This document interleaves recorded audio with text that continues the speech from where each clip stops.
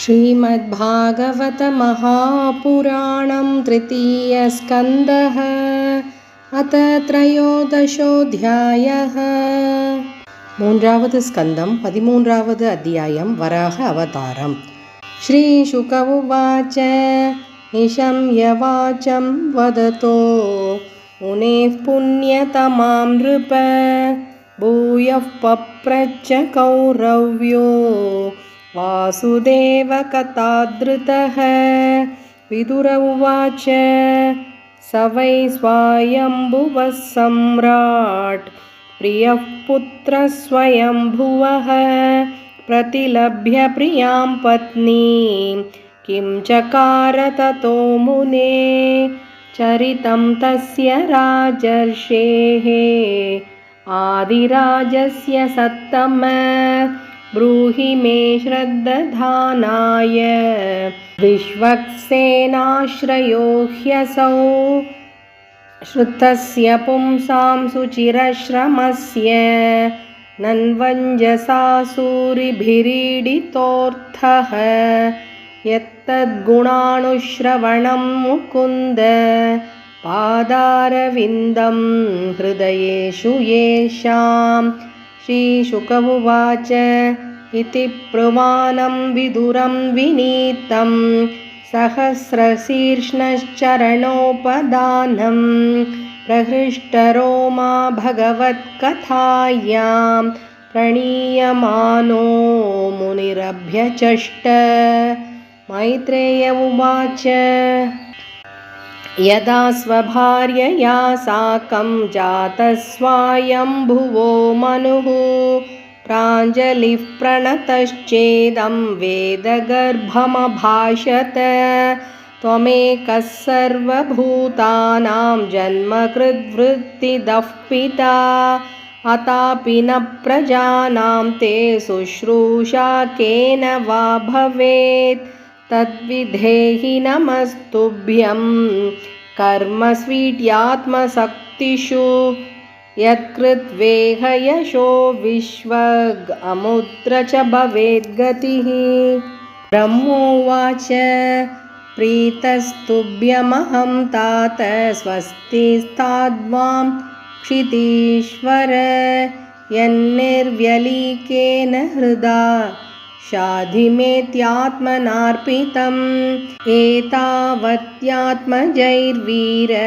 कार्याह्यपचितिर्गुरौ शक्त्या प्रमत्तैर्गृह्येत सादरं गतमत्सरैः सत्वम् अस्यामपद्यानि सदृशानि आत्मनो गुणैः उत्पाद्य शासधर्मेण गां यज्ञैः पुरुषं यज परं शुश्रूषणं मह्यं स्यात् प्रजा रक्षया नृप भगवांस्ते प्रजाभर्तुः हृषीकेशो नु तुष्यति येषां न तुष्टो भगवान् यज्ञलिङ्गो जनार्दनः तेषां श्रमो ह्यपार्थाय यदात्मानादृतः स्वयं। मनुरुवाच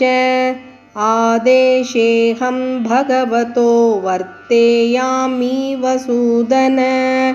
स्थानं विहानुजानीहि प्रजानां मम च प्रभो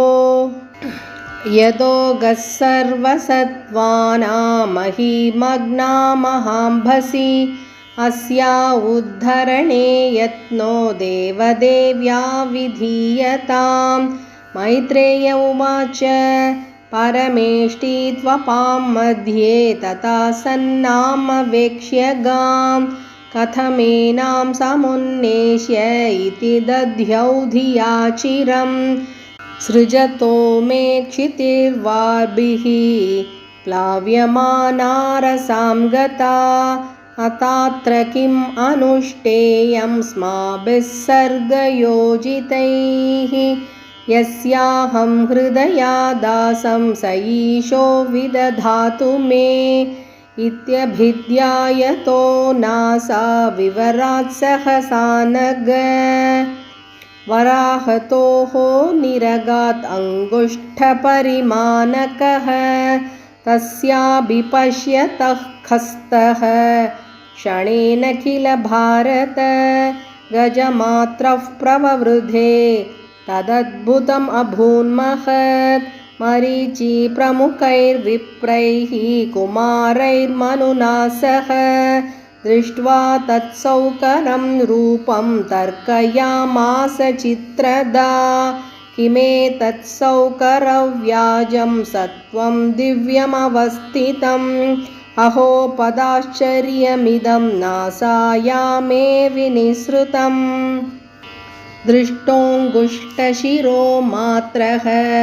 क्षणाद्गण्डशिलासमः अपि स्विद्भगवानेश यज्ञो मे खेदयन्मनः इति मीमांसतस्तस्य ब्रह्मणः सह सूनुभिः भगवान् यज्ञपुरुषो जगर्जागेन्द्रसन्निभः ब्रह्माणं हर्षयामास हरिस्तांश्च द्विजोतमान् स्वगर्जितेन ककुभः प्रतिस्वनयता विभुः निशम्यते गर्घरितं स्वखेद क्षयिष्णुमायामयसूकरस्य जनस्तपःसद्य निवासिनस्ते त्रिभिः पवित्रैर्मुनयो गृह्णन् स्म तेषां सतां वेदविधानमूर्तिः ब्रह्मावधार्य आत्मगुणानुवादं विनद्य भूयो विबुधोदयाय गजेन्द्रलीलो जलमाविवेश उत्क्षिप्तवालः कचरः कठोरः सटाविधुन्वन् खररोमशत्वक् कुराहदाप्रसिददंश्रयीक्षा ज्योतिर्भभासे भगवान् महीद्रः ग्राणेन पृथ्व्याः पदवीं विजिघ्रन् क्रोडापदेशः स्वयमध्वराङ्गः करालदंष्ट्रोप्य करालदृग्भ्याम् उद्वीक्ष्य विप्रान् गृणतो विशत्कं सवज्रकूडाङ्गनिपातवेग विशीर्णकुशिस्तनयन्नुदन्वान् उत्सृष्टदीर्घोर्मिभुजैरिवार्तश्चुक्रोश यज्ञेश्वर पाहि मेति कुरैक्षुरप्रैदरयंस्तताप उत्पारपारं त्रिपरुरसायां ददर्शगां तत्र शुशुप्सुरग्रे यां जीवदानीं स्वयमभ्यदत्त स्वदंश्रयोधृत्य महीं निमग्नां स उत्थितः संरुरुचेरसायाः तत्रापि दैत्यं गतया पतन्तं सुनाभसन्दीपिततीव्रमन्युः जगानरुन्दानमसह्य विक्रमं सलीलये भमृगराढिवाम्भसि तद्रक्तपङ्काङ्कितकण्डतुण्डो यथा गजेन्द्रो जगतिं विबिन्दन् तमालनीलं सितदन्तकोट्या क्ष्मामुत्क्षिपन्तं गजलीलयाङ्ग प्रज्ञाय बद्धाञ्जलयोनुवाकैर्विरिञ्चि मुख्या उपतस्थुरीशम् வராகஸ்துதி இந்த அத்தியாயத்தில் இருக்குது. ஸ்லோகாஸ் 34லேருந்து 45 வரைக்கும். இப்போ 34th ஸ்லோகா. ऋषयः ऊचुः जितं जितं ते जितयज्ञभावन त्रयीं तनुं स्वां परिधुन्वते नमः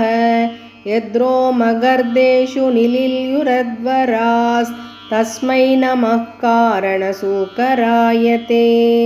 रूपं तवैदत्ननु दुष्कृतात्मनां दुर्दर्शनं देव यदत्वरात्मकं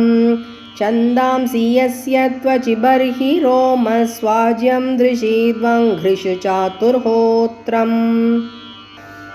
सृक्तुण्ड आसीत् स्रुव ईशनाशयोः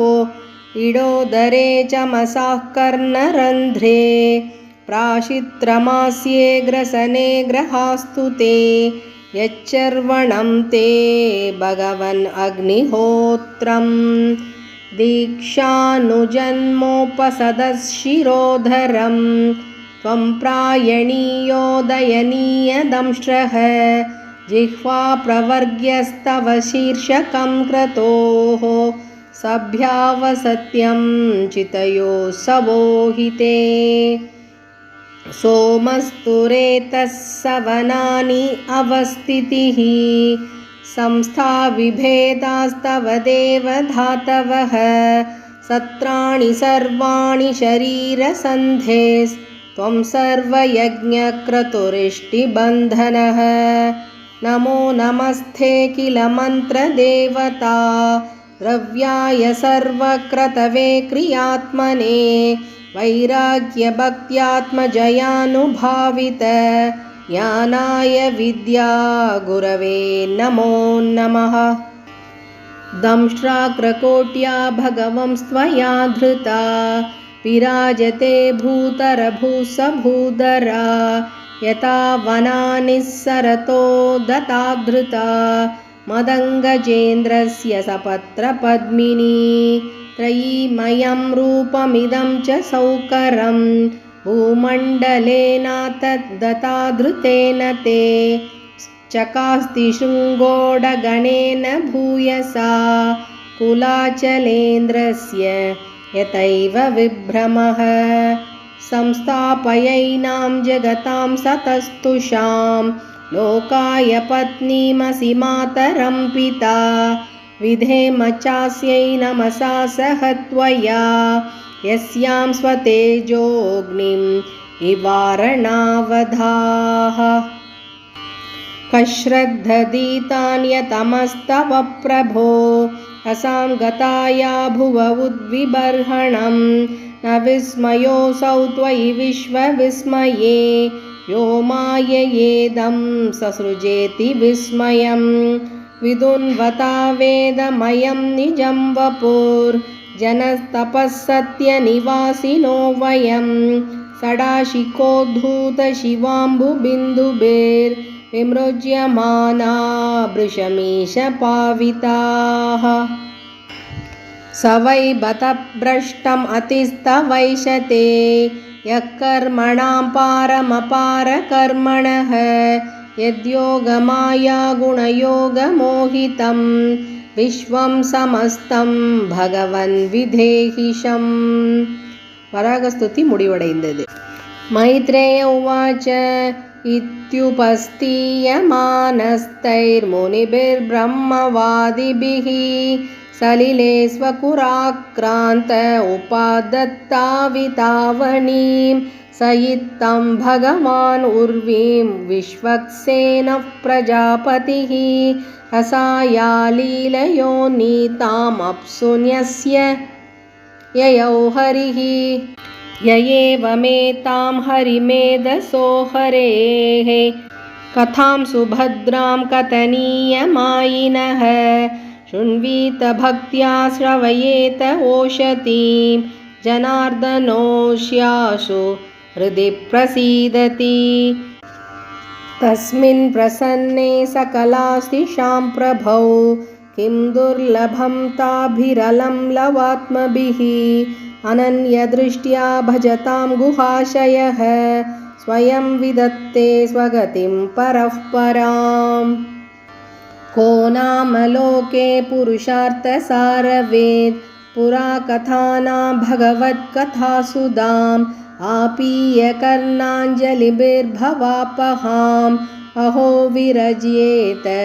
विना नरेतरम् इति श्रीमद्भागवते महापुराणे पारमहंस्यां संहितायां तृतीयस्कन्धे वराहप्रादुर्भावानुवर्णनं नाम त्रयोदशोऽध्यायः। हरे नमः हरे नमः हरे नमः। गोपिका जीवनस्मरणं गोविन्द गोविन्द।